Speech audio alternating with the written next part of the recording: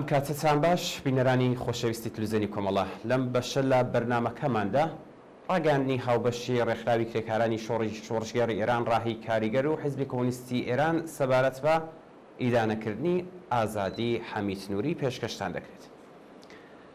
مافی مرۆڤ ئامرازێک بۆ پاراستنی بەرژەوەندی دەوڵەتە ڕۆژاواییەکان.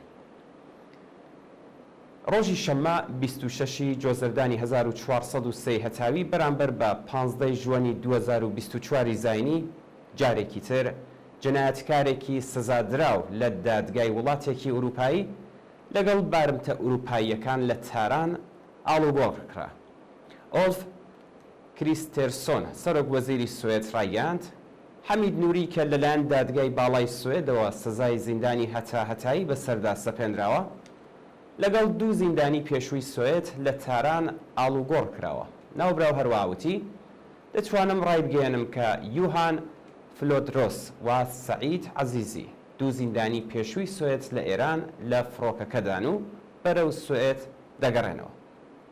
یوهان فلۆدرۆس هاوڵاتی سوێدی بەهاری ساڵی 1401 هەتاوی دەست بەسەر و لەو کاتەوە لە ئێران زیندانی کراوە. حەمید نووری دەستیاری دادوەری پێشووی زیندانی گەوهەردەشت دوای 93 جەلسە دادگاییکردن کە ماوەی 9 مانگی خایاند و بە ئامادەبوونی کۆمەڵێکی زۆر لە شایەت حاڵ و دادخوازان سزای زیندانی هەتا هەتایی بەسەردا سەپێنراو لە زیندانی ستۆکهۆڵمدا ڕاگیرا بوو. ئاڵوگۆڕی تاوانبارێک کە تاوانەکانی لە دادگایەکی گشتیدا سەلمێنراون و ڕادەی سزاکەی ڕوون کراوەتەوە لەگەڵ دوو بارمتە بەواتای خۆڵکردنە چاوی عەداڵەت و هەزاران بنەماڵەی دادخوازە. ئەگەرچی حەمید نووری بەهۆی تێڕوانینی تایبەتی دەوڵەتی سوێد بۆ سات و سەودا سیاسیەکان لە چنگی یاسا و عەداڵەت دەرباس بووە، بەڵام پرۆسەی دادگاییکردنی و ڕۆڵی بنەماڵەی دادخوازان و شایەت حاڵانی جنایەتەکانی هاوینی 1367 هەتاوی بەڵگەیەکی ڕوونی مەحکومبوونی ڕژیمی ئیسلامیە لە بیرڕای گشتی خەڵکی ئێران و جیهاندا کە لە دەیەی خوێناوی 60 و هاوینی 67دا دەیان هەزار کەسی لە لاوانی وڵات لە سێدارەدا.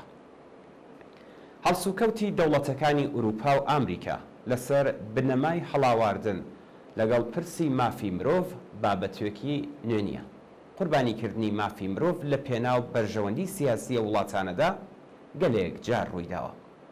ئەوان تەنانەت لەم پێناوەدا سربەخۆیی دەسەڵاتە دادوەریەکەی خۆیان لە بەرچاو نەگرتووە.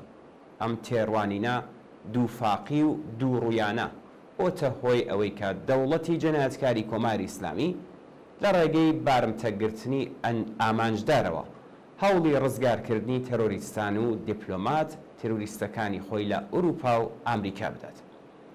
ئاڵوگۆڕی کازم دارابی بکوژی دکتۆر شەرەفکەندی و هاوڕێکانی لە ڕێستۆرانی میکۆنۆس دوای 15 ساڵ زیندان لەگەڵ هاوڵاتیەکی ئاڵمانی.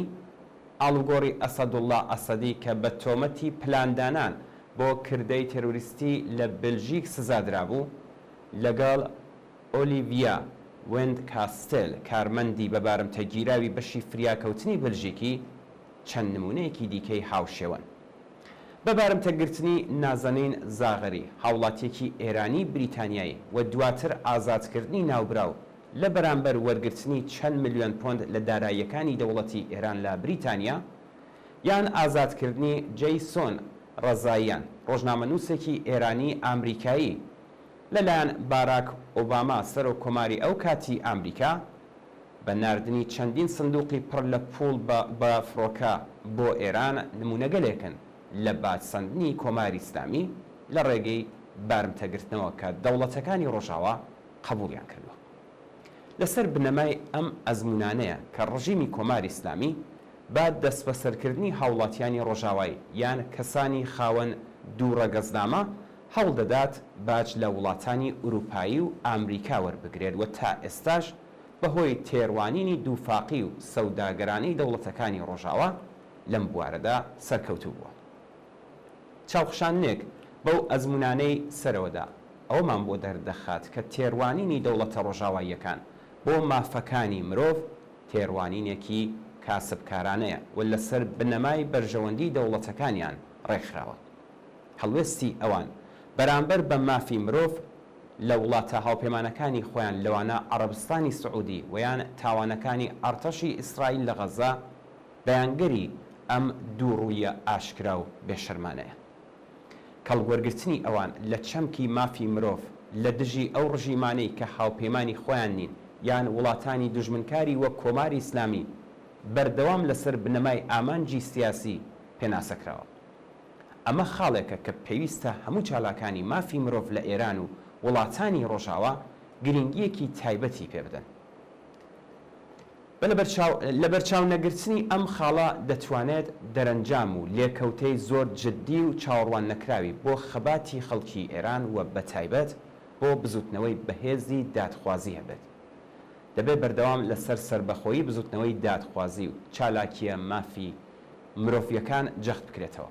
پێویستە ڕەگ و ڕیشەی ئەم خەباتە بە تایبەتی دادخوازی لە ناوخۆی وڵات و لەسەر بەستێنی بزوتنەوە جەماوەریە یەکگرتووەکان ئاودێر بکرێت، نەک هاوتەری بێت لەگەڵ بەرژەوەندی تایبەتی زلهێزە دەرەکیەکان کە زۆر جار مافی مرۆڤ وەک ئامرازێک لە پێناو بەرەو پێشبردنی سیاسەتەکانیاندا بەکاری دێن.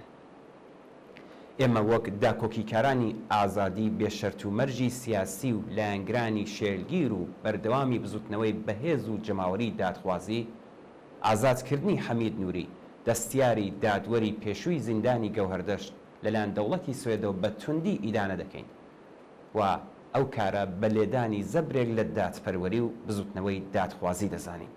ئێمە دڵنیاین کە ئاخێزی شۆڕشکێڕانەی ژینە لە سبەی ڕۆژی پاش سەرکەوتنی خۆیدا لە دادگا سربەخۆ و جەماوەریەکاندا و بە دوور لە هەستی تۆڵەسەندنەوەی نامرۆڤانە لە سەرجەم جنایەتەکانی بەرپرسانی ڕژیم دەکۆڵێتەوە و کۆمەک دەکات بە ڕوونبوونەوەی ڕاستیەکان و جێبەجێکردنی عەداڵەت و دادفەروەری. هەزاران بنەماڵەی دادخواز لە ئێران مافی خۆیانە کە لە چارەنووسی ئازیزەکانیان کە لەلایەن کۆماری ئیسلامیەوە گیانیان لێسەندراوە ئاگادار بن و سەرجەم ئەنجامدەران و بڕیاردەرانی ئەو تاوانانە بناسن. ئەوان تەنیا لەم ڕێگایەوە دەتوانن ڕێگری بکەن لە دووبارە بوونەوەی ئەم چەشنە کارە ساتانە لە ئێرانی سبەینێدا.